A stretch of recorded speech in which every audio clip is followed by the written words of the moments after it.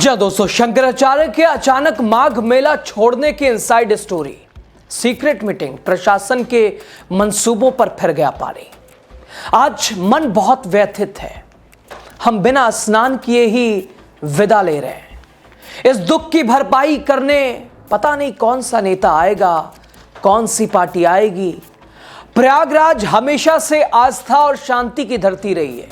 श्रद्धा के साथ यहां आया था, लेकिन एक ऐसी घटना हो गई जिसकी मैंने कभी उम्मीद नहीं की थी, कभी सोचा नहीं था। जिन्होंने सनातनी प्रतीकों का अपमान किया है, उन्हें औकात दिखानी होगी। नमस्कार दोस्तों, द राजनीति का विशेष सेगमेंट आप देख रहे हैं। मैं हूं आपके साथ यासूफ रजा। दोस्तों, ये बयान सनातन धर्म के मानने वाले के भगवान शंकराचार्य अविमुक्तेश्वरानंद के हैं।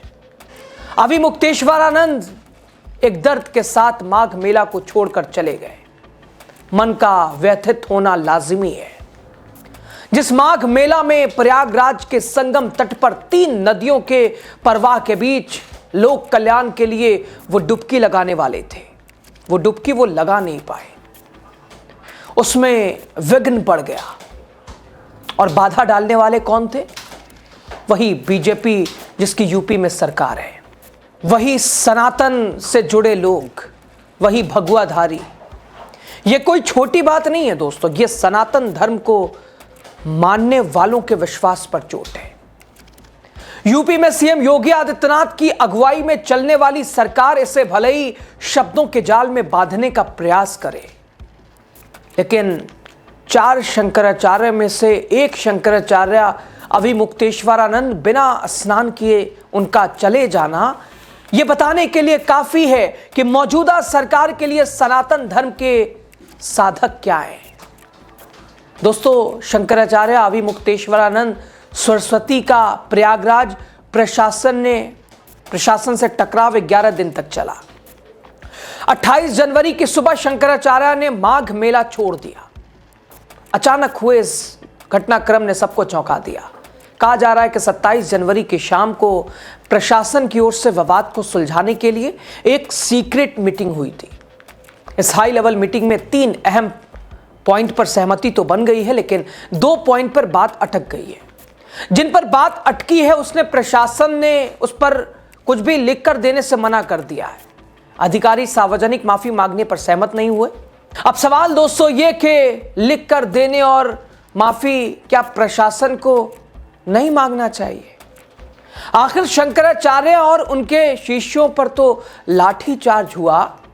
जब ऐसा हुआ, सभी ये कह रहे हैं पुलिस ने शंकराचार्य के शिष्यों पर लाठी चार्ज करके गलत किया, तो फिर लिखित तौर पर माफी मांगने में क्या दिक्कत थी, क्या परेशानी थी? क्यों नहीं माफी मांगने की बात? क्या शासन प्रशासन को ऐसा लग रहा है कि इस कबूलनामे से उनका अहंकार आहत हो जाएगा, घमंड टूट जाएगा, उनका अहंकार, उसके ऊपर असर पड़ जाएगा? दोस्तों, इस मीटिंग में हुई बातचीत को रात में ही शंकराचार्य तक पहुंचा दिया गया। अब सवाल उठता है, यह मीटिंग कहां हुई? इसमें कौन कौन शामिल हुआ?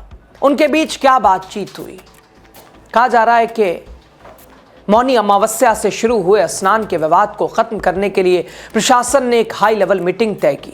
27 जनवरी की शाम को धर्म संघ के शिविर में अधिकारी पहुंचे, जो त्रिवेणी मार्ग पर शंकराचार्य के शिविर में कुछ दूर पर स्थित है।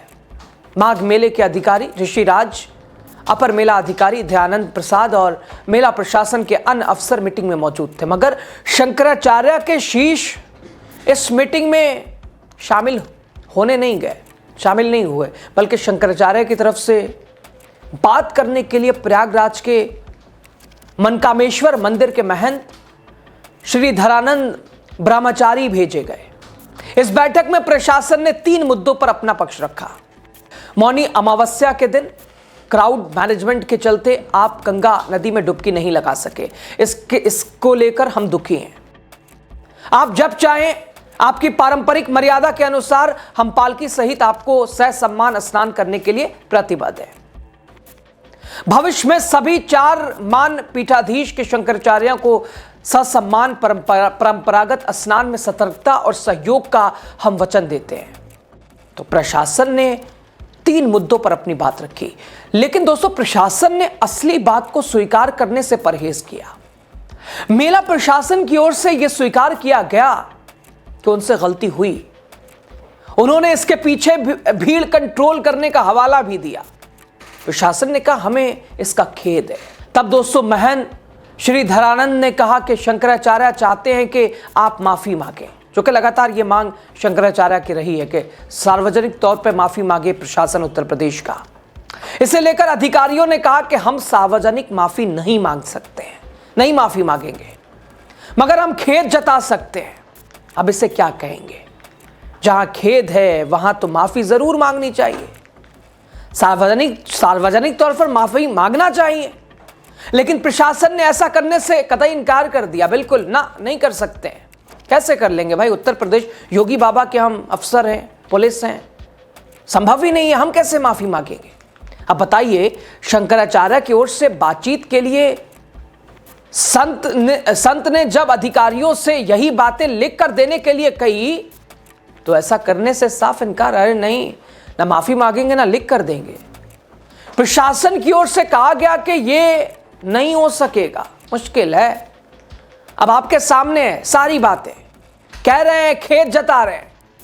इसके बाद महंत अड़ गए कि बिना लिखित सहमति के शंकराचार्य क्यों आपको माफ करेंगे? भाई सवाल वाजिब है, क्यों माफ करेंगे?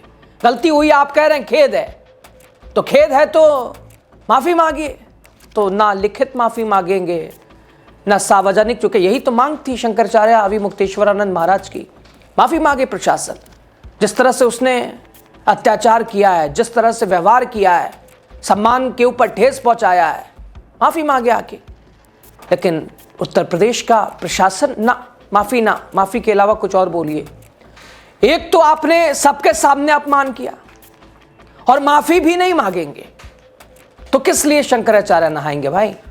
शंकराचार्य के शिष्य कहते हैं कि हमारी तरफ से महंत ने कहा कि मौनी अमावस्या के दिन संगम नोज पर जो कुछ हुआ सिर्फ माफी मांगने योग्य है, बिना माफी गुंजाइश ही नहीं है।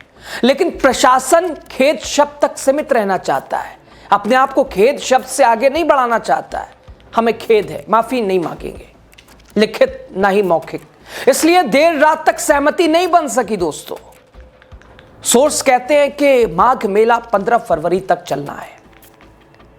कल्पवास करने वाले लोग लौटने भी लगे हैं, मुख स्नान भी हो चुका है। इसलिए शंकराचार्य ने निर्णय लिया कि अधिकारी पहले ही अपनी गलती स्वीकार करने लगे। ऐसे में अब माघ मेला क्षेत्र में प्रस्थान किया जा सकता है। बहरहाल दोस्तों, मेला क्षेत्र से जाने से पहले शंकराचार्य ने प्रेस कॉन्फ्रेंस कर कहा, कल मुझे माघ मेला प्रशासन की ओर से एक पत्र और प्रस्ताव भेजा गया है। इसमें कहा गया है कि मुझे पूरे सम्मान के साथ पालकी से संगम ले जाकर स्नान कराया जाएगा, मुझ पर फूल बरसाए जाएंगे। लेकिन मैंने प्रस्ताव को ठुकरा दिया। जब दिल में दुख और गुस्सा हो तो पवित्र पानी भी शांति नहीं दे पाता। अविमुक्तेश्वरानंद ने कहा, मैं अगर प्रशासन की बातें स्वीकार कर लेता तब बटूक और शिष्यों के साथ हुई अभद्रता पर और मारपीट की घटना को उसका क्या होता। इसलिए अब मेरा मेला क्षेत्र में जाना उचित नहीं है, कोई मतलब नहीं है। दोस्तों, 18 जनवरी मौनी अमावस्या पर अविमुक्तेश्वरानंद सरस्वती महाराज जी की पालकी में बैठकर स्नान करने जा रहे थे।